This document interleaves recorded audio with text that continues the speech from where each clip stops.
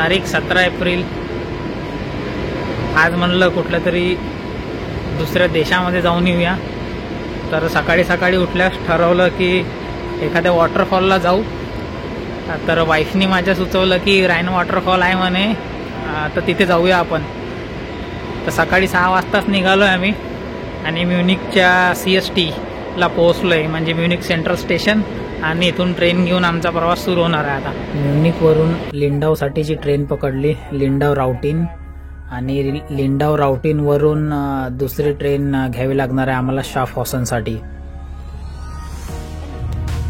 आज गुरुवार असल्यामुळे खूप कमी गर्दी आहे ट्रेनमध्ये, आणि बाहेर खिडकीच्या बाहेर बघितल्यावर एकदम मनमोहक दृश्य आहेत।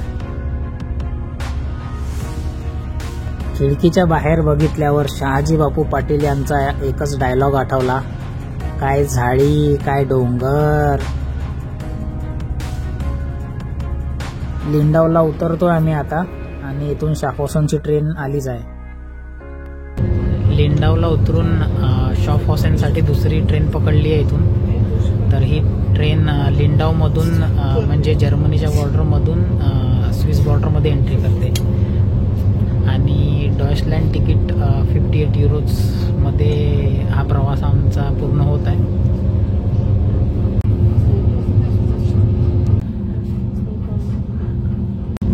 काल म्युनिकमध्ये एकदम ऊन होतं आणि आज अचानक पाऊस आला आहे। तर पूर्ण युनियनच्या याच्यामध्ये बघितल्यावर,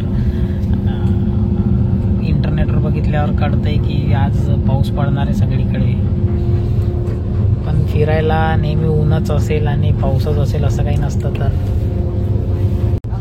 आज गुरुवार असल्यामुळे जास्त गर्दी नाही दिसत आहे स्टेशन्सवर, आणि इथून लिंडावरून आमची ट्रेन निघाली आहे। ट्रेनमध्ये खूप सारे सीट्स खालीच वगैरे आहे। तर विकेंडमध्ये मागच्या वेळेस लिंडावला आलो होतो तर बसायला पण जागा नव्हती, तर म्युनिकपासून उभंच आलो होतो आम्ही। तर गुरुवार असल्यामुळे आणि उद्यापासून सुट्टी आहे, तर यांचा काय कोणता सण आहे? ईस्टर। हां, तर उद्यापासून सगळीकडे गर्दी असेल, तर म्हणलं आपण गुरुवारीच जाऊ।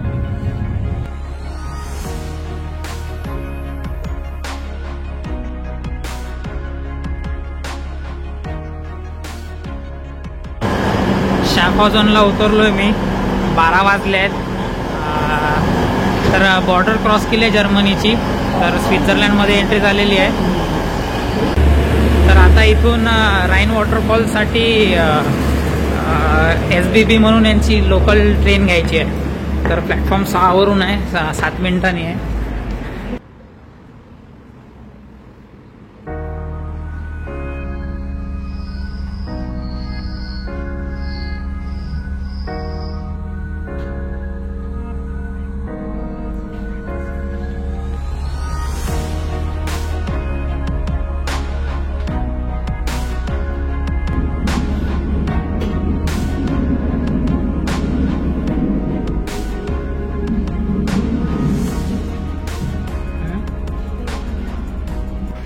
शाफहॉसनवरून एक स्टॉप पुढे आलेलो आहे। SBB 62 क्रमांकाची यांची ट्रेन होती इथची लोकल, तर त्याच्यामध्ये डॉइचलँड तिकीट चालतं। आता इथे उतरलोय न्यू हॉसन बॅड बाहनॉफला। तर इथून राईन वॉटरफॉलचा इथं मागे एक त्यांनी ॲरो लावलेला की या साईडला राईन वॉटरफॉल आहे। तर आता इथून बघतो, आणि इथं लिबाराचं इंटरनेट पण बंद झालंय। हा, तर मी सांगत होतो की इथे लिबाराचं इंटरनेट पण चालत नाही आहे। तर लिबाराचा काहीतरी इथे जशी बॉर्डर क्रॉस करून एंट्री केली तर तसा एक मेसेज आला की कितीतरी युरो लागतील ते रोमिंगसाठी आणि इंटरनेटसाठी चार्जेस। तर ते ॲक्टिवेट करून बघितलं, पण ते काही होत नाही आहे। तर आता बिना इंटरनेटचंच आता इथून मॅप पण बघायचा होता की राईन वॉटरफॉल कोण्या बाजूला आहे। त्यांनी जस्ट एक ॲरो दिलेला होता फक्त। तर आता इथं विचारपूस करून जावं लागेल, पण इथं स्टेशनवर एक पण काळं कुत्रं नाही आहे। हा, गोरं कुत्रं म्हणू आपण, तर एक पण कोणीच नाही आहे इथे। तर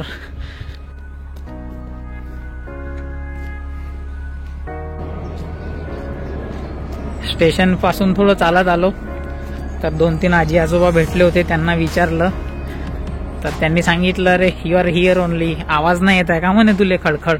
तर धबधबा एकदम स्टेशनला लागूनच आहे एकदम।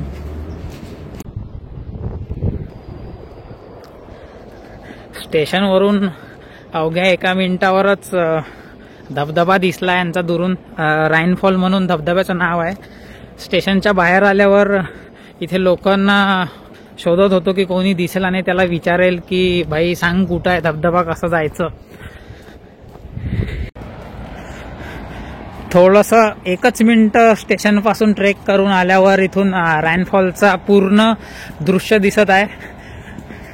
तिकडून दिसत आहे की खाली पाणी पडत आहे धबधब्यावरून. स्वित्झर्लंडचा झेंडा पण आहे इथे वर टांगलेला आहे यांनी, आणि त्या बाजूने पलीकडून वेगळा झेंडा आहे. स्टेशनपासून 1 मिनिटावर चालत चालत आलो खाली. तर इथे जसं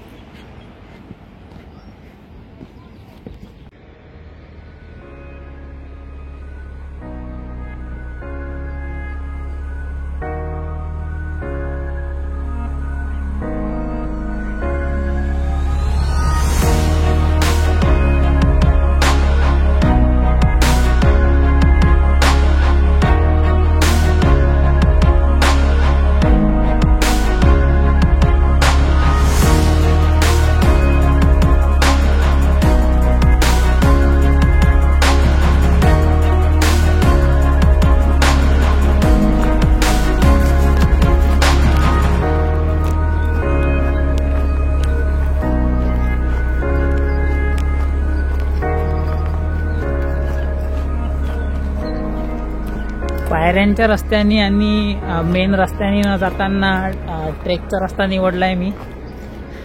खूप दिवस झाले ट्रेकिंग करायचा अवसरच आलेला नाही अजून इथे. अगदी थोडंसंच चालत चालत आलो तर धबधबा एकदम जवळ येऊन पण गेला.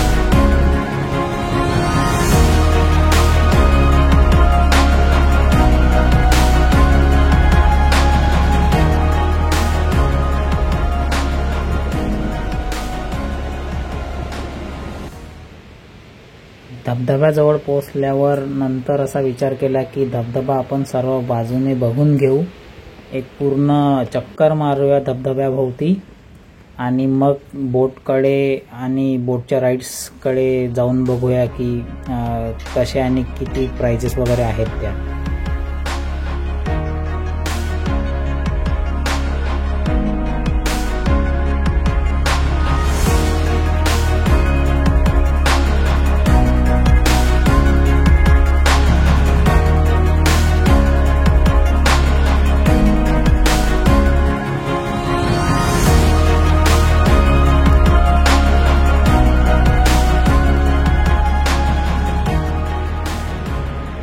इथे 10 युरो देऊन 15 मिनिटासाठी नावेत पण फिरता येतं आपल्याला.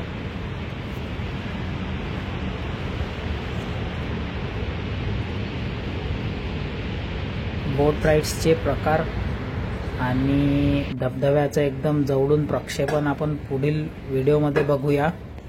इथे भारताचा झेंडा दिसतोय आपल्याला.